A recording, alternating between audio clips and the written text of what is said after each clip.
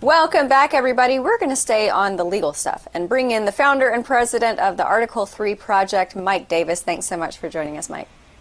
Thank you for having me.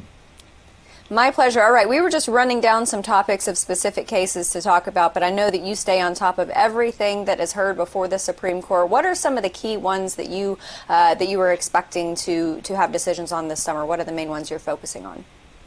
Well, the biggest one is going to be the Dobbs case. That's the case whether the Supreme Court is going to uphold an abortion ban at 15 weeks, or if the Supreme Court is just going to go ahead and rip the Band-Aid off and overturn the wrongly decided Roe versus Wade and Casey versus Planned Parenthood abortion framework. And so I think that's going to be a big. Oh, sorry. Go ahead. Yeah, go ahead, Mike. Sorry. And another one that we have some immigration cases that are coming up as well with Remain in Mexico, Trump's Remain in Mexico policy, where he said that these asylum seekers from Central America who are coming to claiming asylum in America, they have to claim asylum in Mexico when they're away from the alleged persecution in Central America. America provided assistance to Mexico. Trump did this to provide assistance to Mexico to house these so-called these alleged asylum seekers, and then we can adjudicate their claims while they're in Mexico away from the alleged harm. Well, what that has done is it's dramatically reduced these asylum claims, because these are economic migrants who are making these bogus claims of asylum, and they don't want to remain in Mexico. They'd rather just stay back in Central America. Yeah, and it's what's incredulous about it to me is that, we're all kind of in panic over Title 42 being lifted, but if the Remain in Mexico policy had been adhered to by the Biden administration, it wouldn't be as big of a deal. Of course it is. But with respect to that case, with the Supreme Court hearing and considering the legality and the constitutionality of that policy, what do you think is going to happen?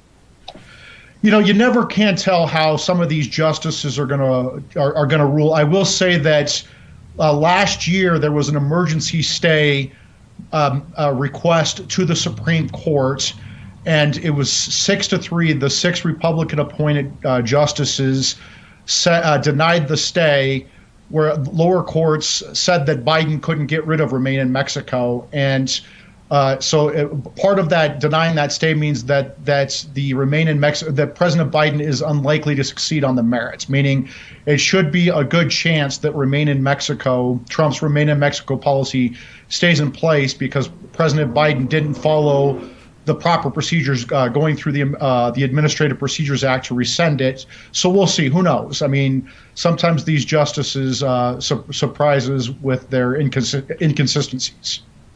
Yeah. Michael, I want to ask you something that I guess is more a broader issue, but I think it's important as far as the philosophical side of law. When we think about the two-tiered system of justice, obviously right now we're thinking about Hunter Biden and Joe Biden and the Durham probe with the Clinton campaign and the perception that there is a two-tiered system of justice. But right here within this is another example, because like you said, a federal judge said, no, you have to enforce the Remain in Mexico policy. And the Biden administration, whether you're talking about Joe Biden, the man, the president, or his administration as an entity, they are flouting the law. They're ignoring the federal mandate that was placed upon them. And so here we are with another example of the two-tiered justice system. Yeah, I mean, Democrats have always been above the law. We've seen that, like you said, with Hunter Biden, with Joe Biden. I mean, there is very clear evidence of foreign corruption from Ukraine and China with Hunter Biden, James Biden, President Biden's brother, and maybe even President Biden himself. And, instead of actually reporting this, big tech colludes to censor any discussion of this. It's unbelievable. Just imagine if President Trump or Don Jr. or one of President Trump's other kids was involved in anything even close to what Hunter Biden is doing here. There would be congressional investigations. It would be front page news every day. But because it's Biden, because it's Democrats, there's absolutely a double standard. I can't imagine how apoplectic the left would be about it if it was Don Jr. It's unbelievable the difference between that. Okay, but I want to get back to a case that you mentioned that is on your purview, Dobbs versus Jackson Women's Health Organization, the Mississippi abortion case that's going before the Supreme Court. Do you expect this to be a landmark case as far as its effect on Roe? I do think it's going to be a landmark case. I actually think the Supreme Court is going to overturn Roe versus Wade before the end of July with this case, just because there's no legally principled way to keep Roe and uphold this case. I mean, it's just Roe versus Wade and its follow-up case, Casey versus Planned Parenthood versus Casey. This is just wholly made-up law by liberal judicial activists to create this federal power that's not in the Constitution, that says that states do not have the police power to regulate abortions. It's just completely made up nearly 50 years ago. And I think the Supreme Court, like I said, just needs to rip off the Band-Aid and reverse Roe versus Wade, reverse Casey, and let these issues go back to the states. The same leftist who said that states have the power to mask us for 2 years and shut down our lives, shut down schools, mask kids, force people to get vaccines. My body, my choice was out the window for 2 years during COVID. They can't come back now and say that somehow the federal Constitution creates this imaginary right to a federal imaginary right to an abortion. Yeah. Okay, let's shift over to First Amendment, not specifically a court case, but Elon Musk acquiring Twitter. The left is in meltdown because apparently they're terrified of our First Amendment free speech. It's pretty remarkable to see. But what are your thoughts on this? Do you think this is going to change the interface and the communications that we have with others on Twitter? Do you think there's going to be a stark change where it's like a light switch where it's like, oh, no free speech, now free speech? Well, I mean, I think Elon Musk is a great man for doing what he did, because this is not really a great investment for him. There are much better ways to invest your money as Elon Musk than buying this menace of a social media company called Twitter. Well, we've already seen immediate changes where it looks like all algorithms where it's shadow banning people. We're seeing a conservative influencer starting to pick up mass amounts of followers. So I do think there's a change immediately, and it's a good thing that Elon Musk is going to bring First Amendment principles to Twitter.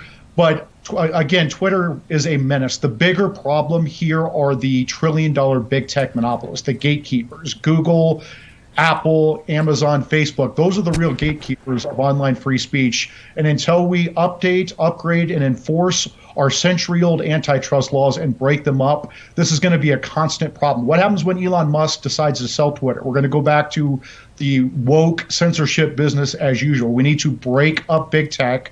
We have a 3-month window of opportunity between now and the August recess, when the midterms start heating up, where we can pass serious bipartisan reforms that are making their way through the House and Senate right now. My former boss, Senator Chuck Grassley from Iowa, along with Amy Klobuchar, a Democrat, Republican, are pushing serious, substantive, bipartisan reforms. We need to get behind these, because if we don't fix this in the next 3 months, it's never going to happen. Mike, I find it remarkable. We've heard a lot of conversations about Section 230 and, legislation and regulation on social media platforms as a platform versus a publisher. And I do find it quite remarkable that Democrats said, no, hands off, let them do what they want. But then Elon Musk takes over at Twitter. And now all of a sudden the Democrats practically in unison are ready to hit that censor button. Yeah, when Democrats start talking about misinformation, disinformation, democracy, all this nonsense that they bring up, that just means they want more Chinese-style woke censorship to shut down debate, and so they can win power. That's all they care about. They don't care about free speech. They don't care about democracy. They don't care about due process. They care about power. Yeah. It's very unfortunate. But Mike Davis, we appreciate you joining us, and we look forward to having you back on to talk about more of these constitutional and legal issues. Thanks so much. Thank you for having me.